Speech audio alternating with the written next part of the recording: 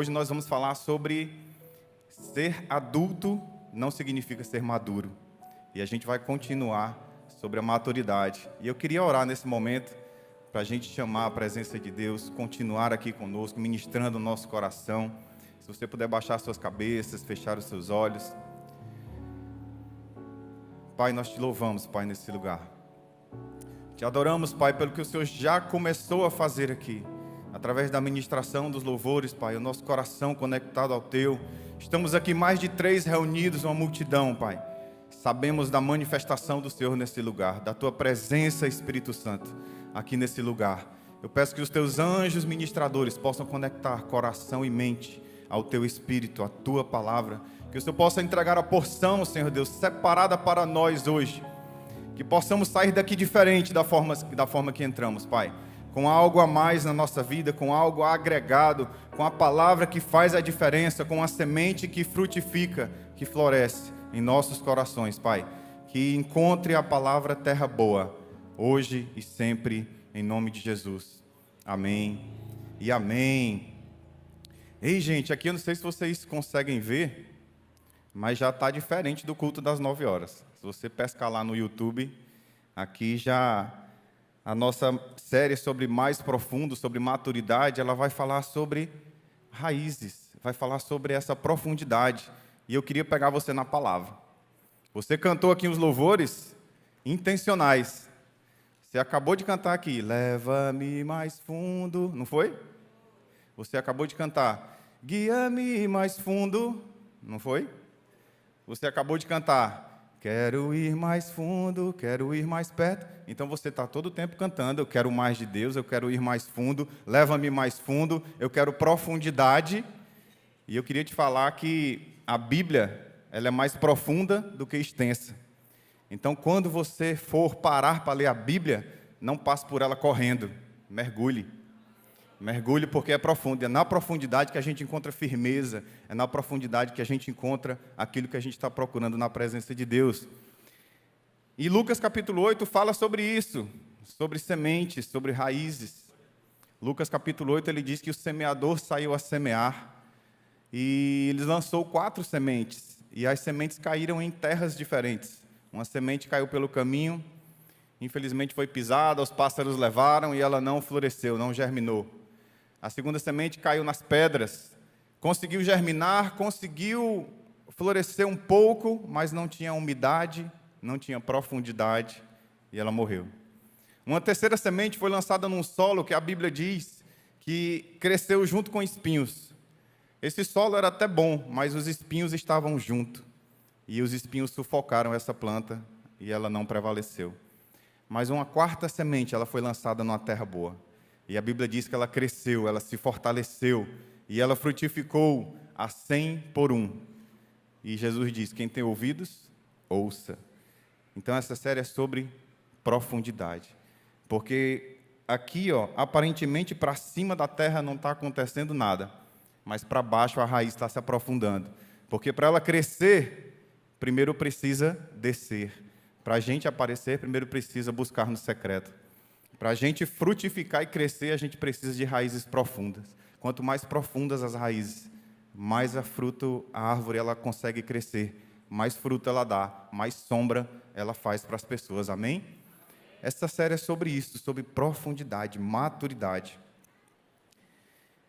E eu não trouxe uma palavra muito fácil, peço que você não fique com raiva de mim, mas Deus nos chama para maturidade. A gente cantou sobre isso.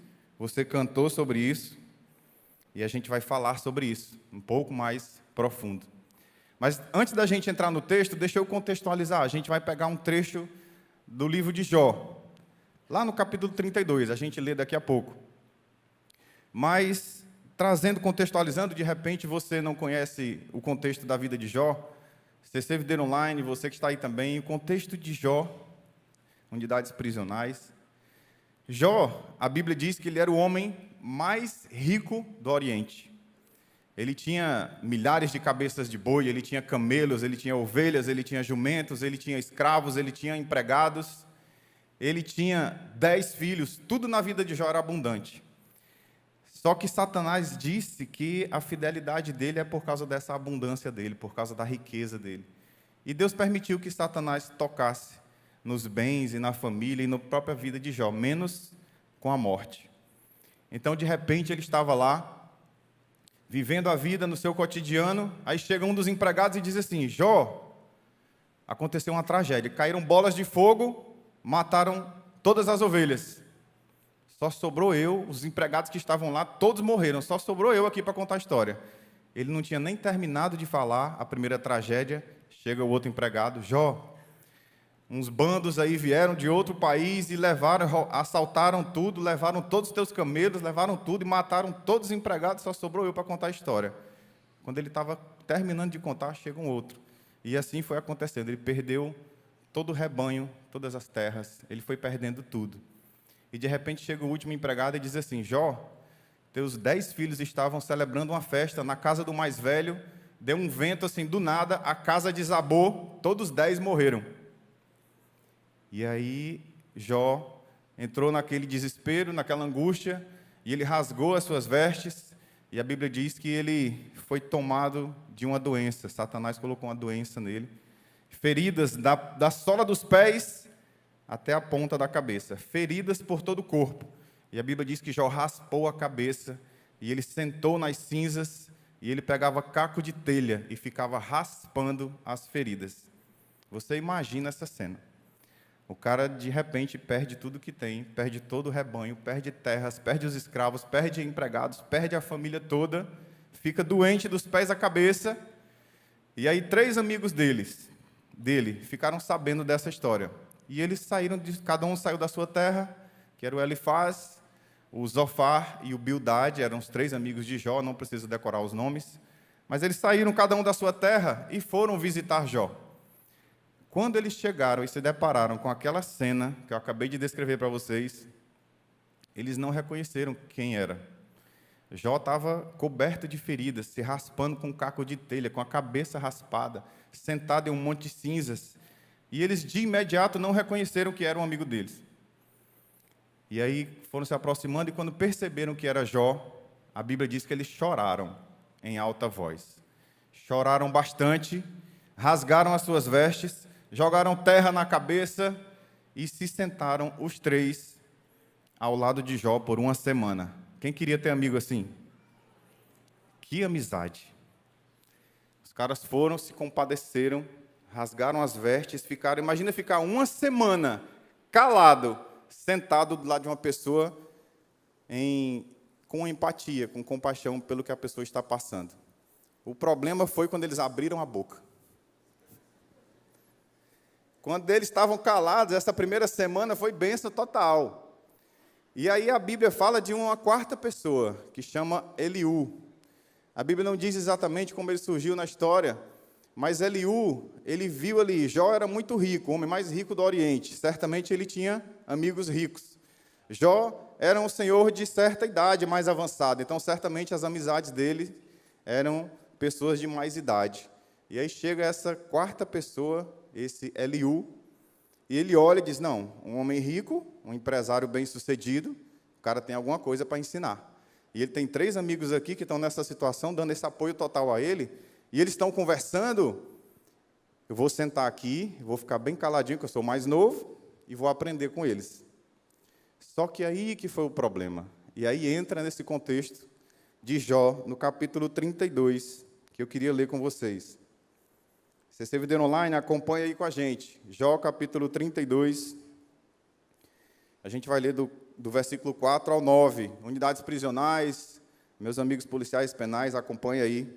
O contexto foi esse. Eliú tinha ficado esperando para falar a Jó, porque eles eram mais velhos que ele. Mas quando viu que os 3 não tinham mais nada para dizer, indignou-se. Então Eliú, filho de Baraquel, de Bus, falou: eu sou jovem, vocês têm idade. Por isso que eu tive receio e não ousei dizer a vocês aquilo que eu sei. Os que têm idade é quem deve falar. Pensava eu, os anos avançados é que devem ensinar sabedoria, mas é o Espírito dentro do homem que lhe dá entendimento. É o Espírito dentro do homem que dá entendimento. O sopro do Todo-Poderoso. Não são só os mais velhos, os sábios. Não são só os de idade que entendem aquilo que é certo. Ele estava decepcionado.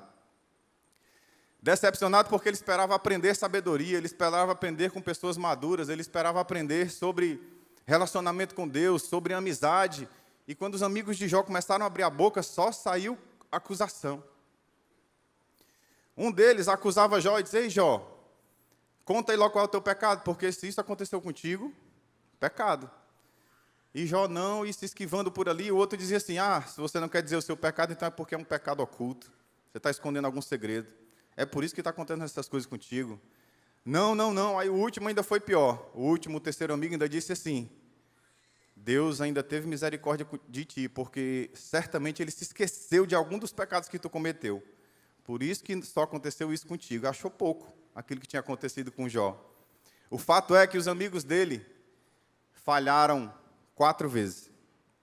Em 4 pontos importantíssimos. Primeiro, e é um ponto que a gente falha também, a gente achar que todas as coisas que acontecem na nossa vida têm uma resposta pronta. A gente procura na religião uma resposta pronta para os acontecimentos da nossa vida. Por exemplo, se você está desempregado, o que foi que tu fez? Está roubando aqui nos dízimos e nas ofertas? Por isso. Tu está sem namorar? É por causa disso. Você está com ansiedade, depressão, síndrome do pânico? Falta de fé. A gente tem resposta pronta para tudo. E os amigos de Jó cometeram esse erro de achar que essas respostas prontas cabem em toda situação. A gente não pode cometer esse erro. Deus não se encaixa nessa prateleira da religião, das respostas prontas. O propósito dele é muito maior.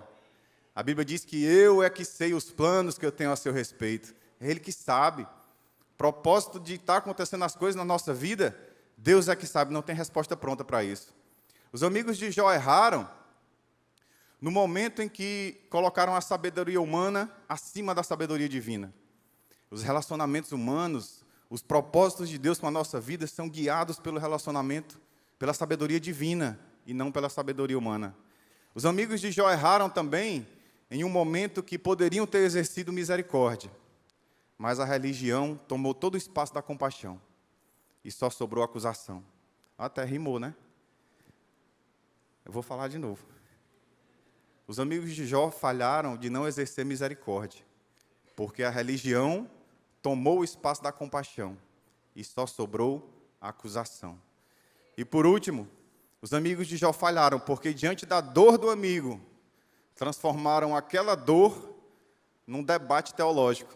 Quem é que sabe mais? Quem é que tem a resposta pronta? O que é que Deus está fazendo?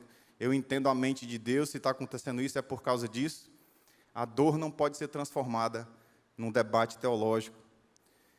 E é por isso que Eliú ficou tão indignado, que ele disse assim: olha, eu pensei que eu ia ouvir alguma coisa aqui que prestasse, mas eu estou vendo aqui que a idade não trouxe sabedoria para vocês. E aí Eliú ensina uma coisa muito importante para nós. A maturidade, infelizmente, ela não vem com a idade. Envelhecer não significa amadurecer. Se você tem 30 anos e você se trancar num quarto, 5 anos, você sai de lá com 35 anos. Você envelheceu, mas não necessariamente amadureceu. Porque amadurecer diz respeito às experiências que eu vivo na minha vida. Amadurecer diz respeito às lutas que eu enfrento na minha vida. E não somente as lutas que eu enfrento, mas as lutas que eu enfrento, as lutas que eu venço e as lutas que eu aprendo. E aí, quando eu aprendo alguma coisa de uma luta vivida e uma luta vencida, aí eu posso dar a mão para alguém e ajudar essa pessoa.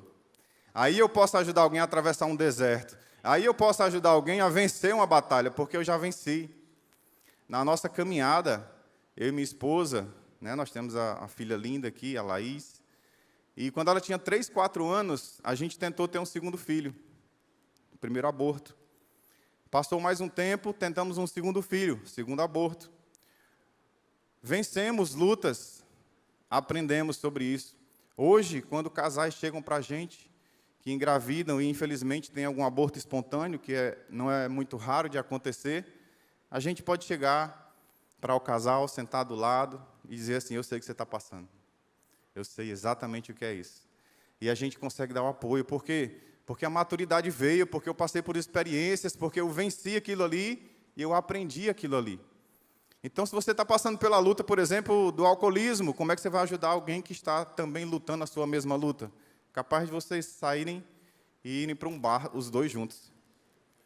Se você está lutando contra o adultério e tem uma pessoa também lutando contra o adultério, se você ainda não venceu esse deserto, se você ainda não aprendeu, não tem maturidade suficiente para isso, como você vai ajudar? Homossexualidade, todos os assuntos que você imaginar, se você ainda está pelejando e lutando, ei, pede ajuda a alguém que já venceu isso daí. Pede ajuda a alguém que já amadureceu nisso daí. Porque a maturidade não vem com a idade. O sujeito pode ter 40, 50 anos de idade e ter comportamento de menino. 40, 50 anos de idade, e quando você frustra ele de alguma coisa, ele sai pisando o pé forte, cruza os braços, faz biquinho, bate a porta, sai cantando pneu no carro. 40, 50 anos de idade, e ainda não amadureceu. Envelhece e não amadurece.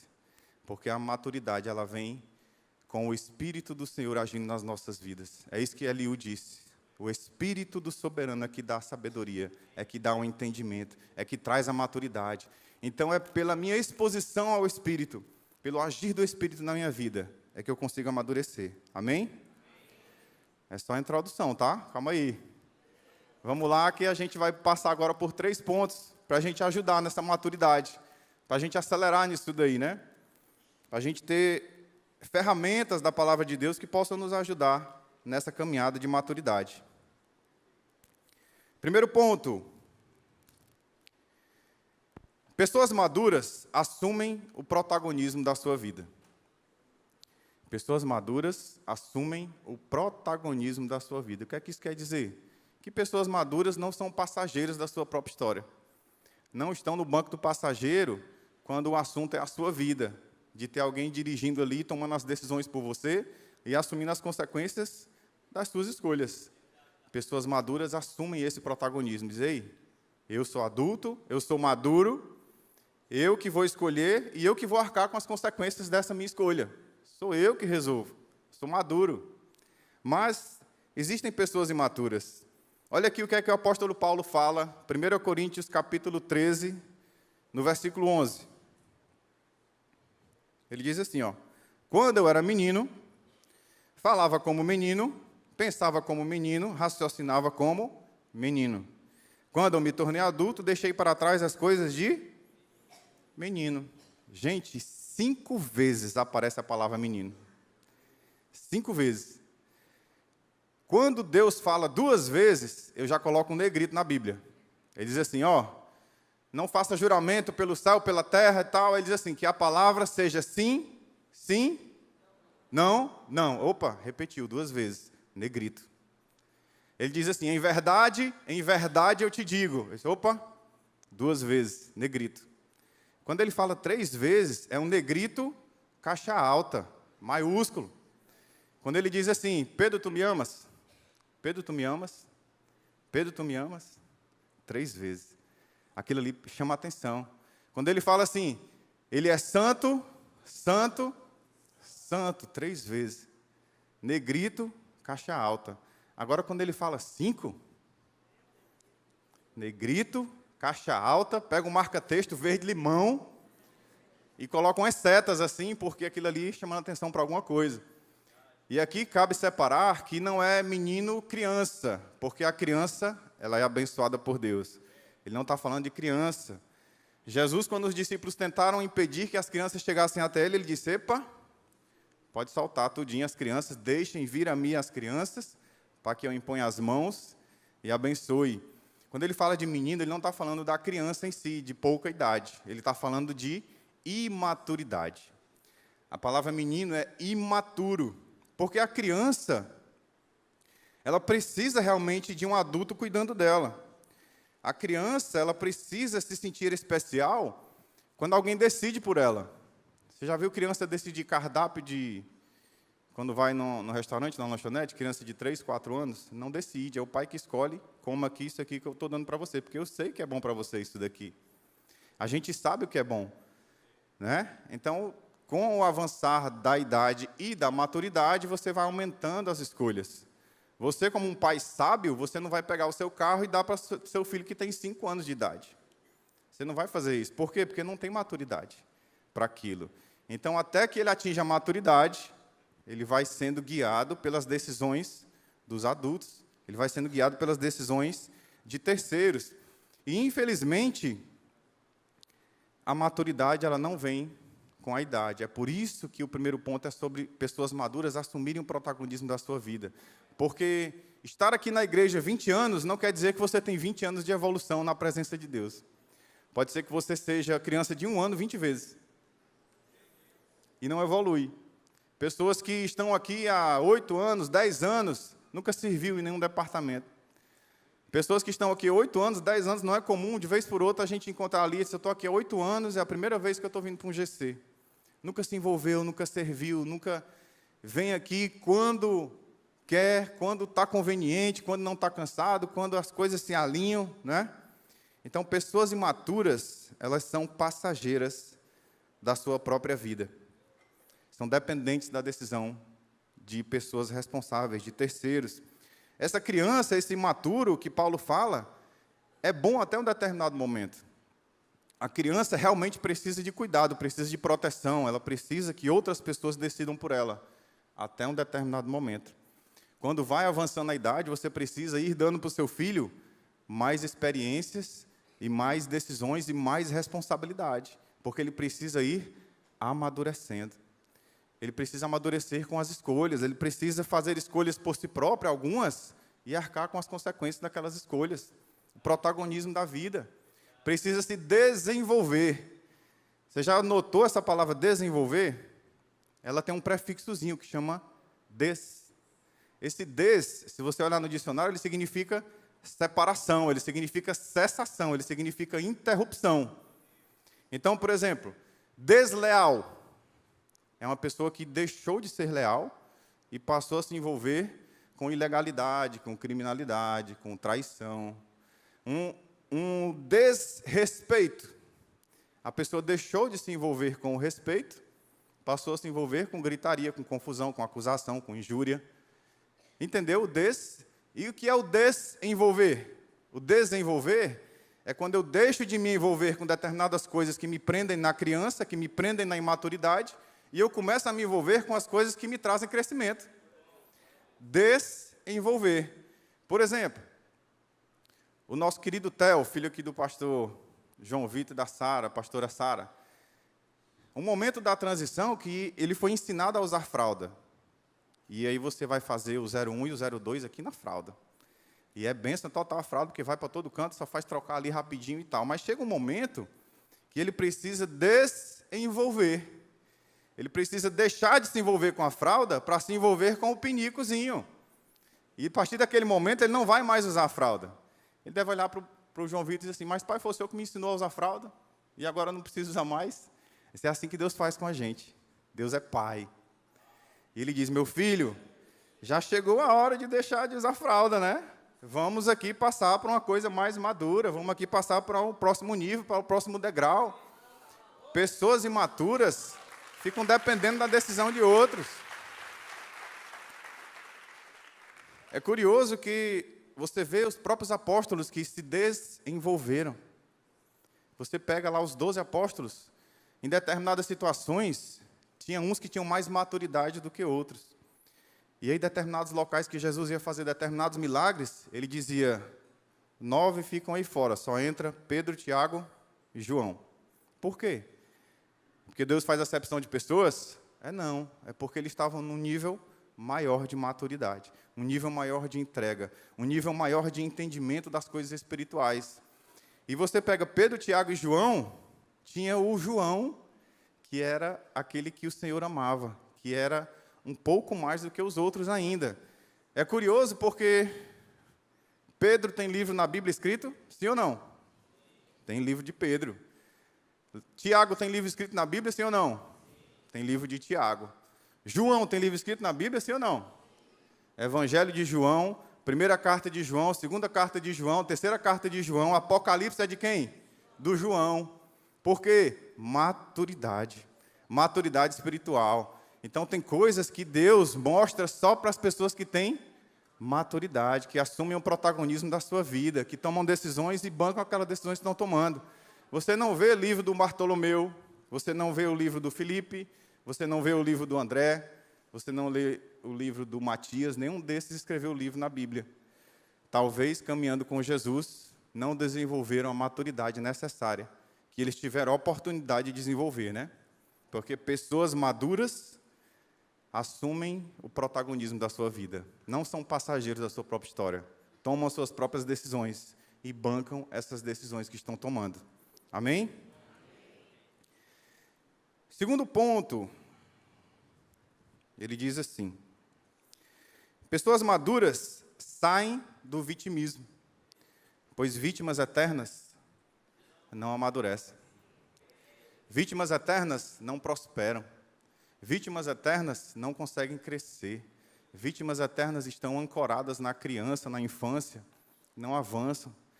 Ficam uma pessoa tomadora de vida. Ela fica parada esperando que alguém dê. E se ninguém me der, eu também não faço. Alguém me deve, todo mundo me deve. Então, se ninguém me der, se ninguém pegar na minha mão para me puxar, para avançar, eu permaneço aqui. Esse é o vitimista. É diferente da vítima. Todos nós somos vítimas em algum momento de alguma coisa, né? Só que a vítima, ela entende a situação que ela está, ela encara aquilo de frente e ela toma decisões para sair daquilo ali. Só isso me aconteceu, foi ruim, mas é isso que eu tenho para a minha vida, foi assim que a vida se apresentou a mim, então agora eu vou continuar, eu vou por esse caminho, eu vou assumir o meu protagonismo aqui na minha vida, eu vou tomar as minhas decisões para seguir em direção à maturidade. Eu vou aprender com isso que aconteceu comigo, eu vou seguir adiante. Agora, o vitimista não. O vitimista, ele fica lá naquela esfera, todo o tempo, é o coitadinho, ele fica ali naquela esfera, não amadurece, não prospera, não cresce, não avança, não evolui. Você quer ver personagens bíblicos interessantes que tiveram um comportamento vitimista? Acompanha comigo. 3 deles super conhecidos. O primeiro está lá em Juízes, no capítulo 6. A gente vai ler do 12 ao 15. Ele diz, então, o anjo do Senhor apareceu a Gideão. E lhe disse, o Senhor está com você, poderoso guerreiro. Quem é que não queria ouvir isso do Senhor? Poderoso guerreiro. Aí, ainda bem que eu não sou Deus, viu, gente? Porque uma resposta dessa aqui, se eu fosse Deus, Gideão tivesse me respondido desse jeito aqui, ele já estava morto. Né? Aí ele disse, Senhor... Gideão respondeu, se o Senhor está conosco, por que aconteceu tudo isso? Onde é que estão as suas maravilhas que os nossos pais nos contam quando dizem, não foi o Senhor que nos tirou do Egito, mas agora o Senhor nos abandonou e nos entregou nas mãos de Midian. É muita afronta, não é não? Você chama o cara de poderoso guerreiro para levantar a moral do cara, o cara diz, Senhor, o que está acontecendo com a gente aqui? Foi tu que nos abandonou? Graças a Deus, né? Porque é com ele. E o Senhor se voltou para ele e disse, com a força que você tem, vá libertar Israel das mãos de Midian. Não sou eu que estou enviando você? Aí ele diz, Senhor, como é que eu posso libertar Israel? O meu clã é o menos importante. Eu fico imaginando ele passando o pezinho assim na areia, né? Meu clã é o menos importante. E eu sou o menor da minha família. Chega a voz, vai amofinando, né? Vitimista. Se eu tivesse uma família melhor e maior, se eu tivesse um exército para me ajudar, se eu tivesse nascido em outro local, se eu tivesse essa força que o senhor está dizendo, eu ia. Mas como ninguém me deu, como eu estou nessa situação aqui, como é que eu vou fazer? Vitimista. Tem um outro personagem interessante. Êxodo capítulo 3, versículos 10 e 11. Ele diz assim, vá, pois, agora, eu envio, quem é que está enviando? O próprio Deus, né? Eu estou enviando você ao faraó, para tirar do Egito o meu povo, os israelitas. Aí Moisés respondeu, quem sou eu? Para apresentar-me ao faraó, tirar os israelitas do Egito? Eu não sei nem falar direito, não tenho nada na minha mão. E ele começa o vitimismo. Vítimas não amadurecem. Vitimistas não prosperam. Vitimistas não evoluem. E aí tem um outro interessante também, está lá em 1 Reis 19. Só gente fera, viu? Gideão, Moisés e Elias. Mas em dado momento da vida, eles deixaram que a alma prevalecesse diante das coisas espirituais. E a alma atrapalha bastante nessas horas. A gente vai já falar sobre isso. 1 Reis, capítulo 19, a gente vai ler do 3 ao 7, ele diz assim, ó. Elias teve medo e fugiu para salvar a vida. Em Berseba de Judá, ele deixou o seu servo e entrou no deserto. Caminhando um dia, chegou a um pé de giesta, sentou-se debaixo dele e orou, pedindo a morte. Senhor, já tive o bastante, tira a minha vida. Eu não sou melhor do que os meus antepassados. Já vivi o suficiente, já chega. Depois ele se deitou debaixo daquela árvore, dormiu. De repente um anjo tocou e disse, levante-se e coma. Elias olhou ao redor e perto da sua cabeça tinha um pão assado sobre brasas quentes e um jarro de água. Provisão. Aí ele comeu, bebeu e fez o quê? Deitou de novo. Aí o anjo do Senhor voltou e tocou nele e disse, ó, o anjo tinha falado, levante-se e coma, né? Aí na segunda vez que o anjo toca nele, ele diz assim, levante-se e coma, porque a sua viagem será muito longa. Se fosse a Bíblia na versão cearense, mas tu já encheu o teu bucho, levanta que tem chão pela frente. Levanta, Elias, te levanta, porque, gente, é brincadeira isso daqui, né? A gente leva num tom de brincadeira, mas se tivessem permanecido nesse vitimismo, eles não teriam feito o que a Bíblia diz que eles fizeram. Depois, com os diálogos, depois você vai avançando na leitura, eles se entregaram realmente à voz do Senhor, eles decidiram obedecer. Gideão libertou Israel das mãos de Midian de uma forma extraordinária, né? Elias derrotou os profetas de Baal, você conhece essa história. Moisés é o maior líder que Israel já teve até hoje. Mas eles tiveram aquele momento ali de vitimismo, aquele momento de medo, aquele momento de insegurança. E se Deus entrasse nesse nosso jogo de barganha, esse nosso jogo de vitimismo, a gente não conseguiria avançar. O próprio Jesus teve medo. O próprio Jesus ficou angustiado. O próprio Jesus, antes da crucificação, ele estava transpirando sangue. E ele disse, Senhor, se for possível, passa de mim esse cálice. Eu não quero beber esse cálice aí. Esse cálice é pesado demais. Só que Deus olha para ele e disse, Jesus, você vai ter que beber esse cálice. Você pediu para eu liberar você do cálice, mas eu não vou liberar. Você está com medo, eu sei, mas você vai com medo mesmo. Porque só tem você para libertar esse povo. Só tem você que é capaz de tomar esse cálice da conciliação. Esse cálice do resgate. Esse cálice do perdão. É só você que consegue tomar. Então você vai com medo mesmo. E é assim que a gente deve fazer na nossa vida. Vitimista não prospera. Vitimista não amadurece. Vocês lembram aqui, quem tem mais de 30 anos aqui? Vixe, o pessoal se entregando aí, ó. Tinha um desenho na nossa época, deixa os novinhos para lá. Um desenho na nossa época que era o leão e a hiena. Quem é que lembra?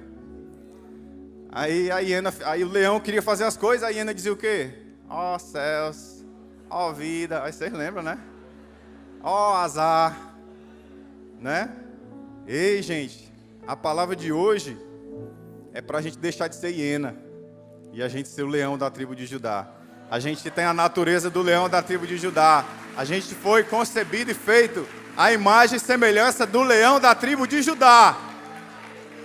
Não é hiena, não. Sai desse vitimismo. Sai desse negócio. Porque Deus, ele não entra na sua barganha, no seu joguinho, não. Se você vê que Elias, Senhor, eu já tive muito, tira a minha vida. Ei, Elias, levanta, come, vai, porque tem muita coisa para tu fazer. Não vou ficar ouvindo aqui as tuas lamúrias, as tuas murmurações, as tuas lamentações. Já tem um livro todinho de lamentações aí. Precisa não. Levanta, come, se fortalece, porque o caminho ainda é longo. A gente está nessa jornada. Não desiste, sai desse vitimismo. Quem só faz o que gosta é criança. Adulto faz aquilo que precisa ser feito. Adulto faz o que precisa ser feito. Adulto, ele, quando toma o protagonismo da sua vida e ele sai desse vitimismo, ele começa a realizar as coisas. Começa a prosperar, começa a fazer as conexões necessárias. Adulto primeiro se sustenta, se banca, depois ele se realiza. Depois ele exerce uma profissão. Porque tem gente que fica 30, 40 anos morando com os pais, sendo bancado tudo pelos pais, tomando todinho com biscoito recheado, jogando videogame, Mario Bros e assistindo Dragon Ball Z no sofá. Criança é que gosta de sofá e televisão. Adulto vai para a vida. Adulto enfrenta as realidades. Adulto enfrenta as batalhas. Vence. Quem só faz o que gosta é criança. Aí você entra no casamento, tá aqui, ó, o marido trabalhando. A esposa também trabalha. Aí aqui o marido tá cansado. A esposa também cansa. Aí quando chega em casa à noite, o marido vai para o sofá assistir televisão, jogar videogame com os amigos.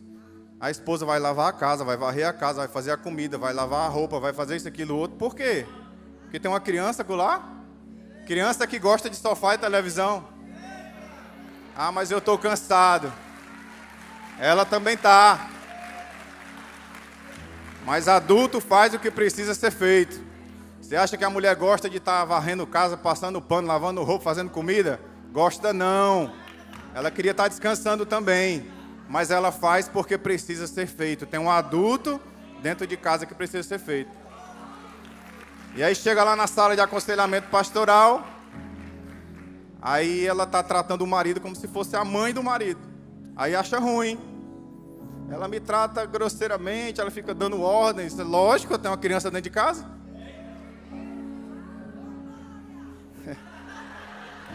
Tem gente se identificando.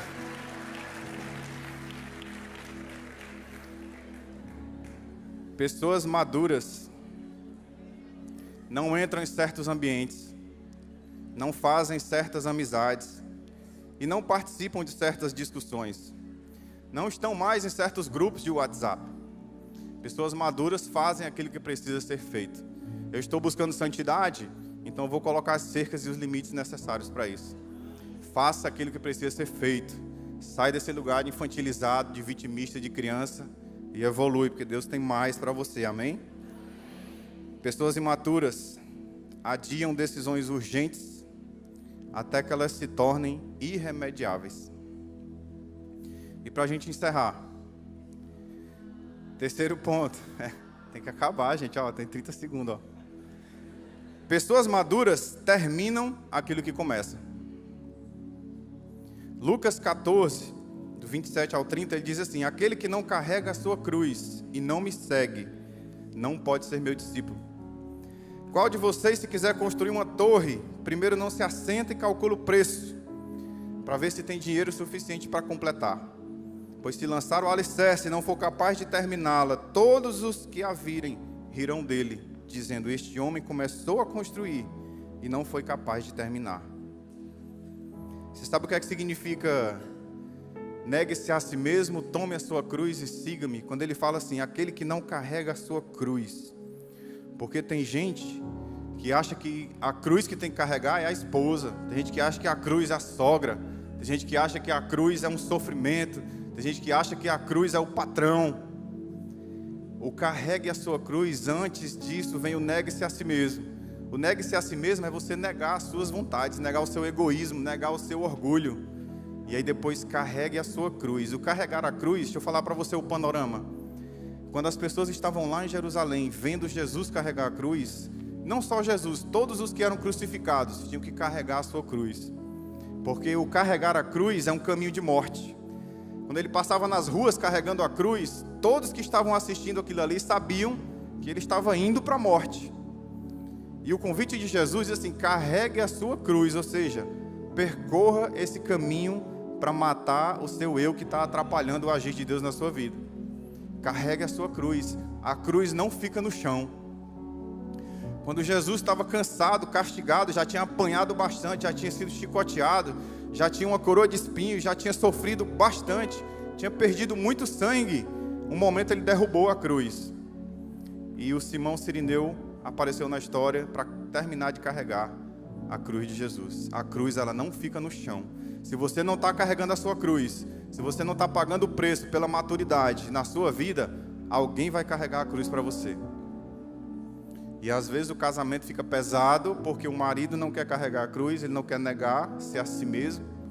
E aí quem carrega a cruz é a esposa. Às vezes o marmanjo está dentro de casa dando trabalho para a mãe, carregando a cruz que ele deveria estar carregando, passando responsabilidade para algum adulto resolver. Termina de comer, nem um prato da mesa ele tira. Alguém resolve. Algum adulto vai resolver isso para mim. Está lá a louça suja, algum adulto vai lavar. Está lá a roupa suja, alguém vai se responsabilizar. Está lá a conta para pagar, ele vai para o videogame. Porque está terceirizando, ele é passageiro da própria vida. Ainda não entendeu o sacrifício de ser adulto. E ser adulto dói, gente. Ser maduro dói. Crescer machuca. Mas é necessário. Porque tem coisas na nossa vida que estão preparadas para a gente viver. Mas Deus, ele só vai entregar quando a gente atingir determinado nível de maturidade. Deus não vai entregar coisa para menino.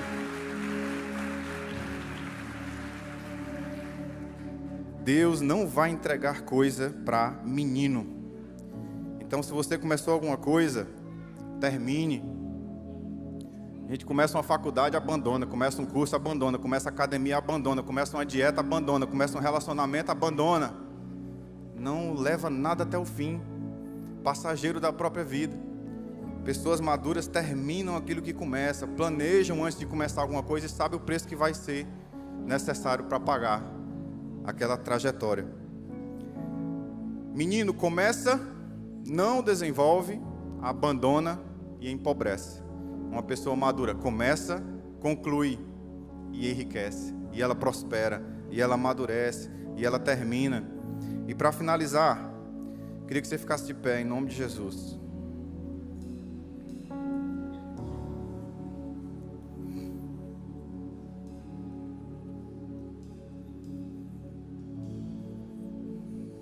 Tem uma frase que diz assim: adulto ele realiza, ele não espera ser realizado.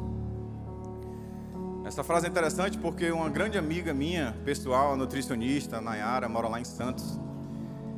Ela disse uma vez uma coisa muito interessante. Ela tem muita experiência de clínica, de consultório, de acompanhar pessoas, atletas de alto rendimento, de Ironman e tudo mais. E ela disse uma coisa interessante. Ela disse: Darlan, se não fosse necessário prescrever uma dieta, a gente não prescreveria, porque todo mundo sabe o que é que precisa ser feito. A pessoa entra um copo de refrigerante e um copo de água, ela sabe que o refrigerante é prejudicial.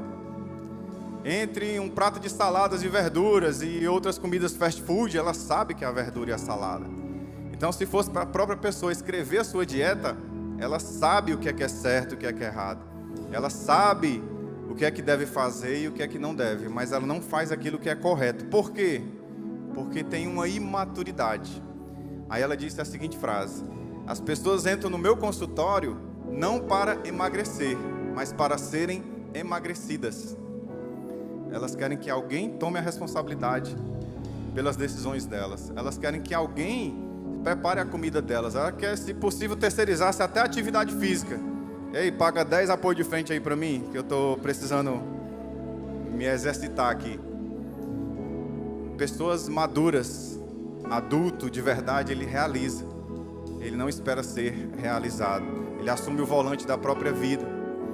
E ele toma as decisões e paga o preço pelas decisões que ele toma. Amém? Glória a Deus pela sua vida. E eu vou fazer um desafio para o louvor, que tem uma música aqui que está no meu coração faz tempo. Eu não tenho o dom da música, mas se você souber também, começa a cantar e vocês me ajudam aí.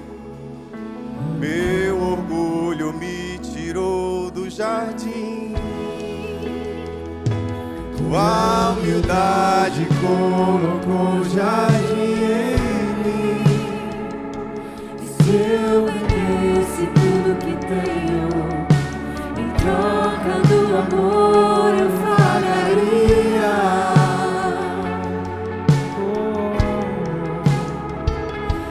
O amor não se compra, nem se merece. assim o amor se ganha, de graça o recebe. Eu quero conhecer Jesus. Repita com força se você quer mesmo. Eu quero conhecer Jesus. Eu quero conhecer Jesus. Eu quero conhecer Jesus. Meu amado é o mais belo entre milhares de milhares. Meu amado é o mais belo entre milhares de milhares. Deus, obrigado, Senhor Deus, pela tua palavra. Nós queremos te conhecer de verdade, Senhor. A oração de Jó é a nossa oração hoje também, que Jó falou que todo o poder está no Senhor, nenhum dos teus planos pode ser frustrado, Pai. Só o Senhor que entende os propósitos para as nossas vidas. E antes eu te conhecia só de ouvir falar, mas hoje os meus olhos te veem. Olhos abertos, eu declaro olhos espirituais abertos, para você ver as maravilhas de Deus, o poder de Deus na sua vida. Tudo que está acontecendo tem um propósito. Confia nele.